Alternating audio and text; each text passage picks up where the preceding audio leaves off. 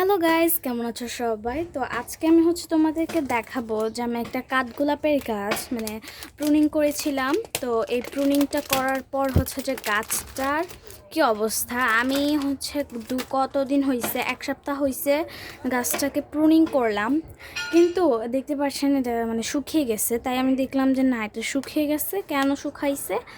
এটা শুকিয়ে গেছে, তাই খুলছি। খোলার পর আমি এটাকে ভাবতেছি যে উঠাবো নাকি উঠাবো না, এরকম একটা চিন্তার মধ্যে আছি। তো এখানে আমি জানি যে কাঠগোলাপের শিকড় এত তাড়াতাড়ি আসে না, বাট এটা চারা থেকে একবার গাছ তৈরি হয়েছিল।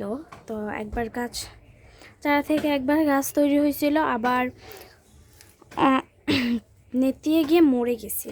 দেন আবার উঠাইছি, এখন উঠায় আবার লাগাই দিব। আর এটার যে সয়েলটা মিক্স করছিলাম, এই সয়েলটা কিন্তু খুবই দারুণ করে মিক্স করছিলাম। আমি আপনারা দেখতেই পাচ্ছেন, খুবই দারুণ করে একটা সয়েল মিক্স তৈরি করছিলাম। এখন এটা এখানে দিয়ে আবার ওই পটিংটা করে দিব।